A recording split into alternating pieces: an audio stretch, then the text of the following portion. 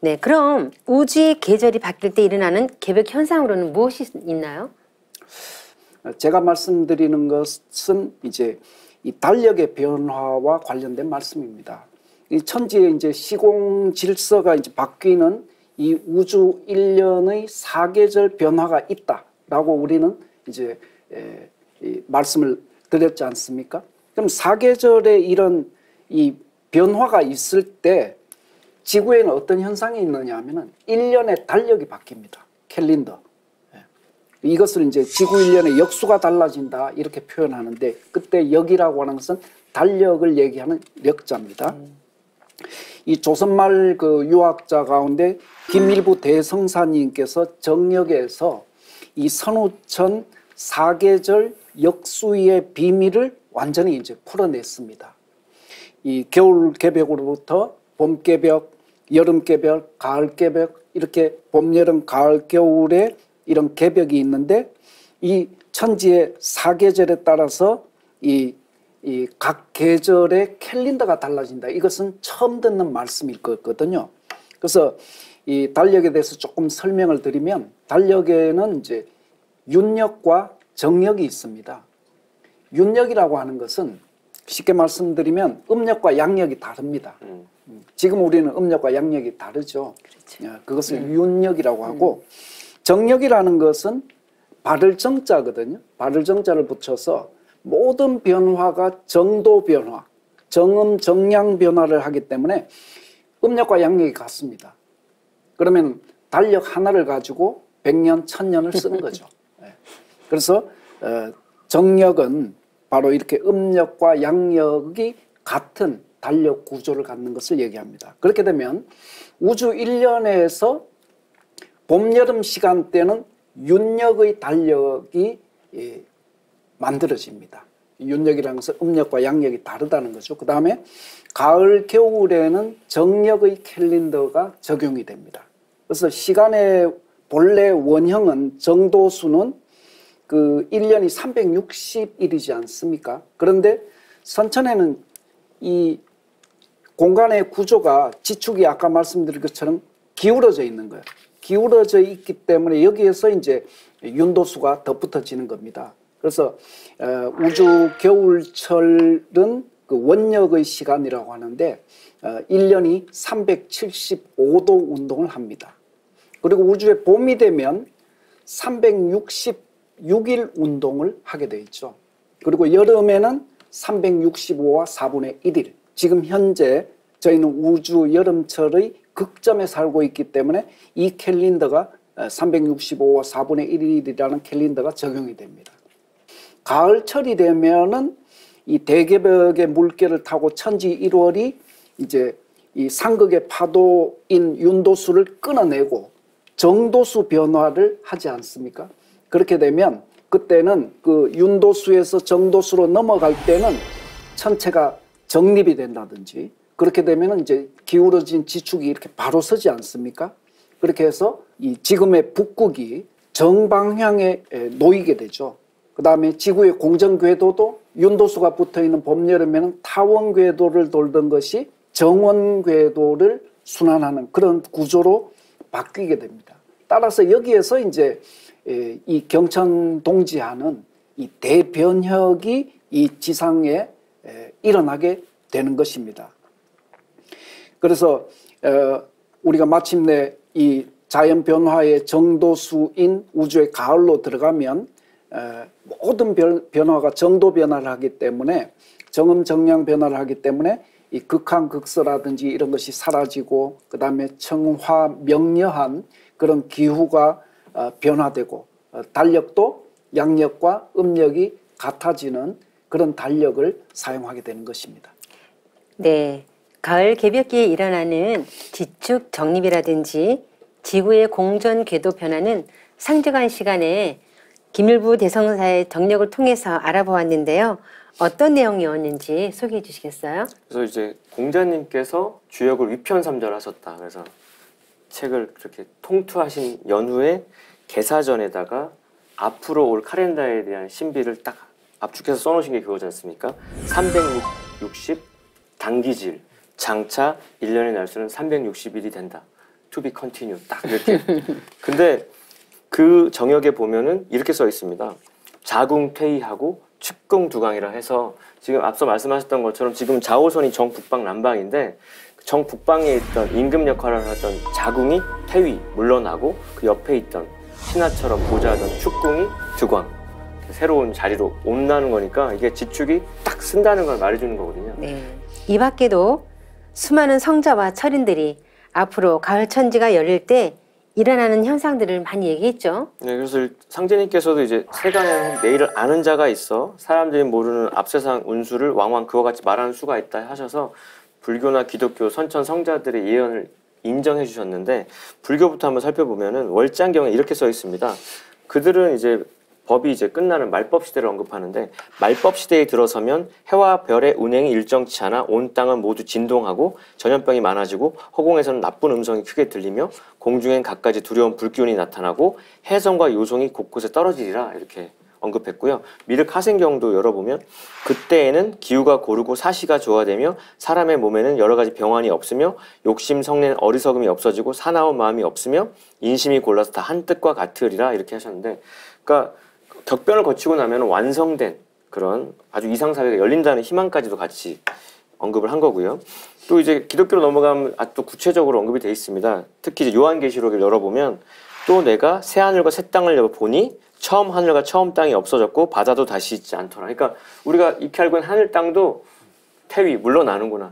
새 하늘과 새 땅이 열린다. 그게 이제 신천지 소식인데 마태복음도 열어보면 24장에 다 그런 얘기들로 채워져 있어요. 그래서 내가 진실로 너희한테 이르노니 돌 위에 돌 하나도 남기지 않고 다 무너뜨린다. 그런.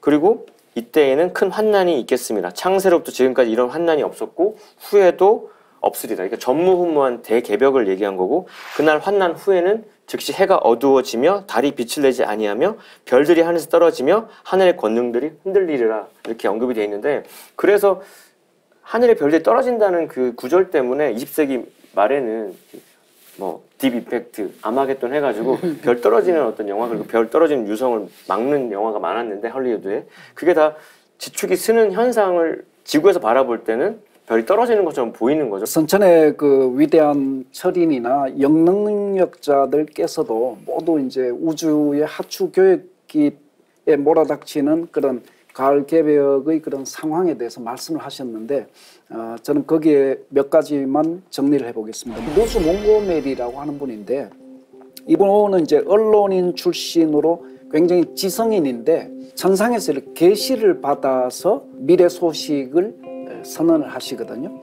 그 지구상에 일어나는 모든 변혁의 진화 단계라는 것은 지구가 성숙하는 과정에서 일어나는 것이다. 우리가 어떤 특정 어떤 종교에서 그 세상이 이렇게 멸망하는 종말을 얘기하고 그런 시각이 아니라 이것은 지구의 성숙의 과정에서 일어나는 어떤 그 고난과 어려움이 됐던 이런 전제를 하고 그리고 두 번째 이분의 예언에서 우리가 놀랄 만한 사실은 극이동을 말씀을 하셔요. 이 극이동은 지구 자체의 자기 정화를 위한 필연적인 과정이다. 뭐 이렇게 또 말씀을 하셨습니다. 그리고 극이 이동하는데 극이동 현상이 일어나는 것은 눈 깜짝할 사이에 일어난다. 뭐 이런 식으로 아주 실감 있게 표현을 하셨습니다. 그 다음에는 이제 소위 잠자는 예언가로 알려진 에드가 케이시라는 분입니다. 이분은 지구의 성숙이라고 하는 것은 하나님에 의한 재조정의 시기에 일어나는 일이다. 이렇게 말씀하셨습니다. 그래서 그러면서 이제 이분은 그 하나님의 재조정의 시기에 특이하게 그것이 어떻게 열리냐면은 극이 이동하면서 새로운 사이클이 생긴다는 겁니다. 극이 이동하면서 새로운 마치 우리가 앞에서 뭔가 캘린더가 달라지면 사이클이 달라지지 않습니까? 그런 것처럼 새 사이클이 생긴다 이렇게 표현하셨고요. 극이동을 통해서 그래서 이런 그 천상으로부터 예지의 신성을 받은 그런 영능력자들은 이구동성으로 기울어진 지축이 바로 서고 그때 대변혁이 이 지상에 일어난다는 것을 말씀을 하셨습니다. 근데 이제 여름에서 가을로 바뀌는 그 후천 개벽 시기에 지축 정립만이 아니라 동반되는 또 다른 변혁들이 있는데 그거에 대해서는 아주 유명한 노스트라다무스 그리고 동시대에 15세기 초반, 16세기 초에 또 동방에 내려오신 남사우 선생님이 입을 모아서 말씀하시기에 있는데 저는 그거를 좀 첨언을 해보겠습니다. 그 지축 정립만이 아니라 전쟁과 괴질도 이제 동반된다는 예언인데 그 예언자였던 노스트라다무스가 이렇게 써놨습니다. 무서운 전쟁이 서양에서 준비가 되면 다음 해에 돌림병이 찾아오리라고 했고요. 그러니까 무서운 전쟁이 오는 거에 이어서 어린이나 노인 누구 할 것 없이 이제 순식간에 죽음을 당하게 되는 괴질병이 온다라는 선포가 있습니다. 그래서 이것이 서방 국가들에서 은밀히 계획되고 있는 국지전이 아니고 또 전쟁이 아주 이제 최후의 전쟁 아마겟돈이라고 우리가 부르는 그 전쟁이 되고 그 전쟁을 끝막는 괴병이 터져가지고 전쟁 상황이 종결된다라고 하는 거죠. 그래서 그 동시에 살았던 남사우 선생님은 또 우리 격압류로 가사총론에 보면은 이렇게 써놨거든요. 돌림병이 세계의 만국에 퍼지는 때에 피를 말리는 이름 없는 하늘의 질병으로 아침에 살아있던 사람도 저녁엔 죽었으니 10가구에 한 집이나 살까. 그러니까 이런 예언을 받들어서 질병에 대한 대비를 또 저 같은 의료계에 있는 사람들이 각성해야 될 텐데 꿈에도 모르고 지금 이제 하루하루 급급히 살고 있는 게 좀 안타깝다는 생각도 드네요. 네, 성자와 철인들이 가을 개벽 소식을 전했는데요. 상님께서는 이렇게 말씀하셨습니다. 공부하는 자들이 방위가 바뀐다고 일어나니 내가 천지를 돌려놓았음을 세상이 어찌알리요 라고 하셨는데요. 성자와 철인들이 예언한 가을 개벽을 상계님께서 직접 주재하고 계신다는 말씀입니다. 그래서인지 상계님께서 가을 개벽에 대해 하신 말씀은 더욱 구체적인 것 같습니다. 그 부분에 대해서 수호사님 좀 말씀해 주시죠. 네, 가을 개벽의 대변국에 대한 그 상대님의 말씀을 직접 한번 제가 몇 말씀을 읽어보도록 하겠습니다. 앞으로 개벽이 될 때에는 산이 뒤집어지고 땅이 쩍쩍 벌어져서 푹푹 빠지고 무섭다. 앞으로 천지가 뒤집어져. 마지막으로 11편 263장에는 태모님께서도 천지 대변국에 대한 말씀을 하셨는데요. 앞으로 천지 개벽을 한다. 장차 바다가 육지되고 육지가 바다 되는 세상을 당하리라. 이런 말씀을 하셨습니다.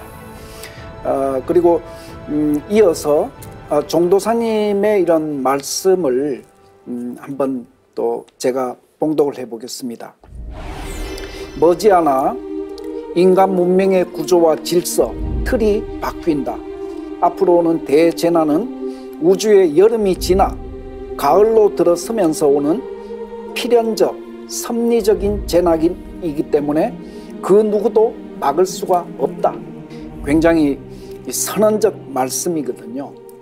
위에 그런 상제님과 종도사님의 그런 말씀처럼 지금은 우주의 여름에서 가을로 바뀌는 대개벽기에 75억 인류는 살아가고 있습니다.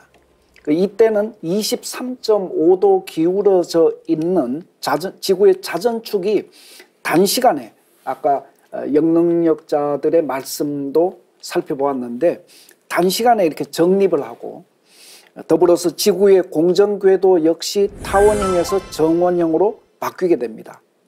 그래서 지상에는 일시적으로 일어났던 그 대변혁으로 인해서 천재지변이 일어나게 되고 땅이 갈라진다든지 바다가 솟아오른다든지 또 하늘에서는 불벼락이 떨어지는 등의 그런 대재난 상황 속으로 인류는 진입하게 되어 있습니다.